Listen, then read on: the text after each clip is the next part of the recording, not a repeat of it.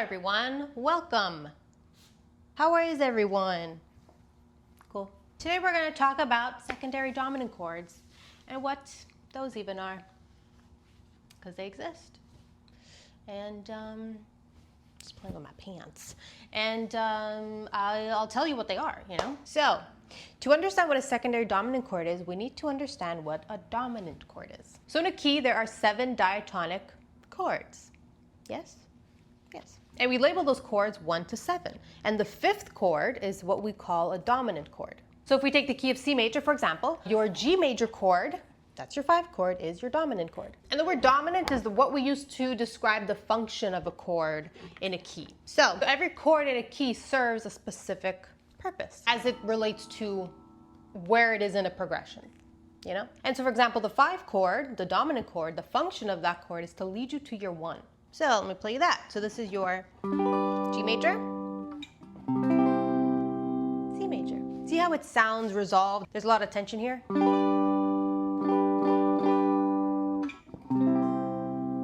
And it just resolves nicely on the 1 chord. So that's what the role of a 5 chord is in a progression, is it leads you to your 1, to that resolve sound, you know? So basically, the dominant chord is the 5 chord in any given key. And so now what if we want our other chords in our progression to have their own respective dominant chord? So their own chords that are going to lead to them. What if we wanted to play a chord before the 5 chord that will build tension, right, to lead us to our 5 chord? In the same way that a 5 chord in a progression builds tension to lead you to your 1 chord. What if we wanted that?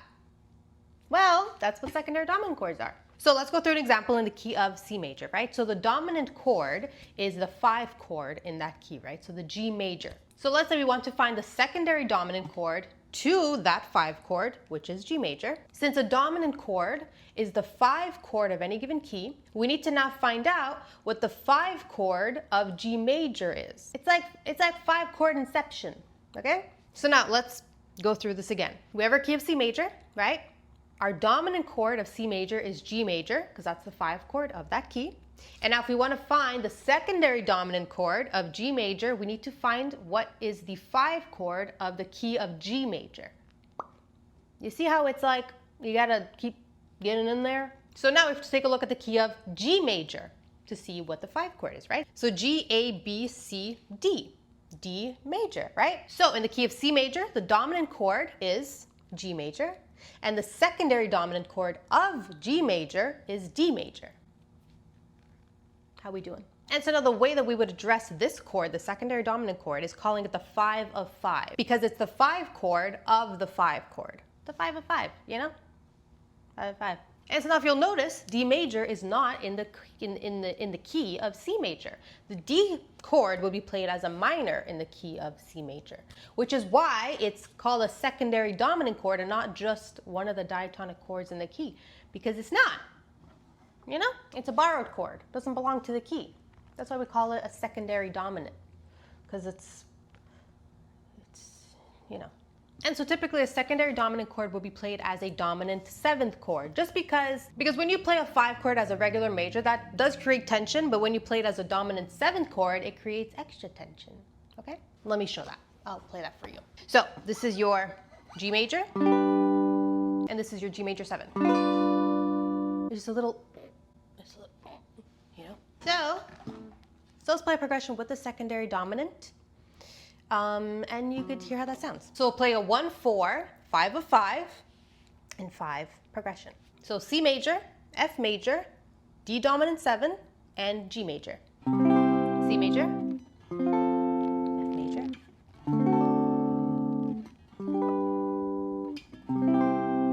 Did you hear that? Did you hear it? Let's do it again. So this is your secondary dominant. This is your D7, G major.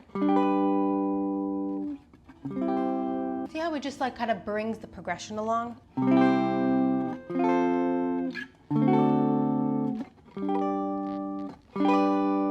you hear that? Do you hear how it just brings it, like it brings it higher for a second?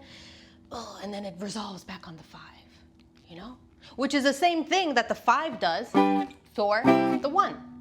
So that's why it's the secondary dominant. You see, it's using one of the other chords other than the 1 chord as kind of like the temporary 1 chord. Does that make sense? I don't know. And so the secondary dominant chord is typically used to lead to the 5, but you don't have to. Every single chord in a key could have a secondary dominant chord, or does have a secondary dominant chord, and you could use it in your progression if you so wish. So let's find the secondary dominant chord of the 4 chord in the key of C major. So in the key of C major, that's going to be F major, right? Do I keep hitting the mic? Sorry.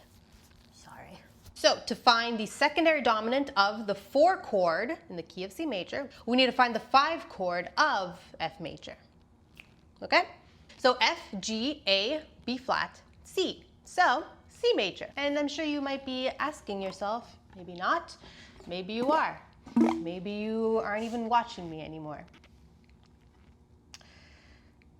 We're in the key of C major. So how's a secondary dominant C major? If we're in the key C major, wouldn't we just be playing C major again? Well, like I said, we play the secondary dominant chord as a dominant 7 chord. So let's play a 1-4-5 chord progression using the secondary dominant, which is the same chord as the 1 chord, but we're gonna play it as a dominant 7. So you're really gonna hear the difference. You're gonna hear how it resolves to the 4 chord. So let me just do that.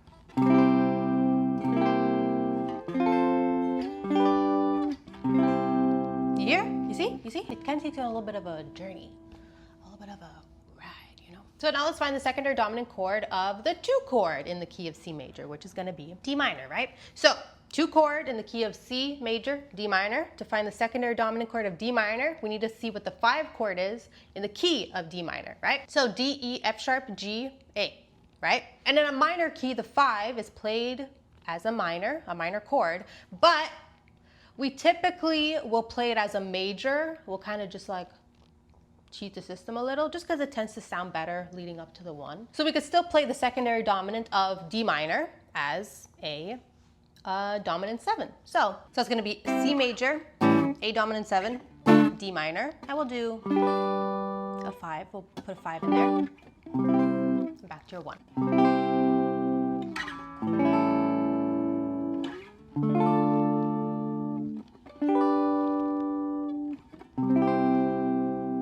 Hear how that sounds? It builds up a lot of tension to resolve to your D minor. 5, 1. You see what I mean? So that's it, guys. Those are dominant, secondary dominant chords, and how to use them and where to find them and all that stuff. So that's all, you know? Hope that was helpful. Hope you liked that. And, you know, that's all. I don't know if I mentioned this. Typically, you would use a secondary dominant for just the 5 chord. Typically. Again, you could use it for anything. But, yeah. So that is all. Don't forget, guys, I'm going to solve a Rubik's Cube at 5,000 subscribers. So, you should probably subscribe or something. Let me see what I could show you back here in my little collection. This is a haunted mansion in Montreal, apparently. Apparently it's haunted. It tells the story of when Mark Twain came to Montreal, which is where I'm from. And I don't know why I'm starting to tell you a ghost story, but I guess we're here. And so basically what happened is he came to Montreal and he saw this girl, this woman, who he knew, but hasn't seen her in a while. And he didn't go up to her. He just like saw her from afar and was like, oh, that girl's here, cool, whatever. Which, that's probably a direct quote. Then later at the party that they were at, because they were at this hotel, I think it was a hotel, yeah. So later, he sees this girl, and he says, oh, I saw you earlier today in the lobby or whatever, like I was gonna come say hi, but, you know, whatever. And she was like, I wasn't here earlier, I just got here. You couldn't have seen me. And not to mention, she was wearing the exact same clothes as he saw her wearing before. And, well, okay, so this is interesting to me because that's happened to me, guys. Okay, let me tell you my story. Tell me if this has ever happened to you. Something like this has ever happened to you. I was at this place I used to work at. I used to work at the front desk, and we used to have to log people in and write the time that they came in, right? So this one guy, coworker, comes in. We were busy, okay, at the front desk, so I didn't see him. He calls to me, okay, calls my name. I go, and he goes like this. He goes, I'm here to write him in, right? And so I go, okay. So I write him in. Then my coworker, the other girl at the front desk who I was with, I see that she changed the time that he walked in at. I put him in at like 9:45, something like that. And she changed it to 1 something. And I go, oh no, he was here before. He was here at 9 whatever. And she goes, no, he just walked in. He just came in right now. And I go, no, I saw him. He called me to say that he was here. So I go, okay, I'm gonna call him. Okay. I call him on his phone, okay? And I say, hi, monsieur. You were here this morning. Thinking he's gonna be like, yeah, obviously, I told you I was here. He goes, no, I just came in 2 seconds ago. Not to mention, I see him after this debacle happens, and he's wearing, again, the same thing he was wearing when I saw him earlier. It was a gray suit, striped, checkered. What is that? Tell me, what's that about? And then anyway, so then I read the article, Mark Twain, same thing happened to him. And I was like, I guess this is a thing that happens here. So that's my story, you know? It's not really a ghost story. It's just a weird story. It's like timeline hopping. Has that ever happened to anything like that ever happened to you guys? Let me know. Because we need to get to the bottom of this, you know? So those are secondary dominant chords. And I mean, who cares about secondary dominant chords when there are like living ghost people walking around? There are living ghost people walking around, tapping me on the shoulder and saying, hey, I'm here, and they're really not. Like, that's rude. Not for nothing, but it's a bit rude. So that's all, guys. Thanks for listening to my ghost stories, and I'll see you soon. Doodles.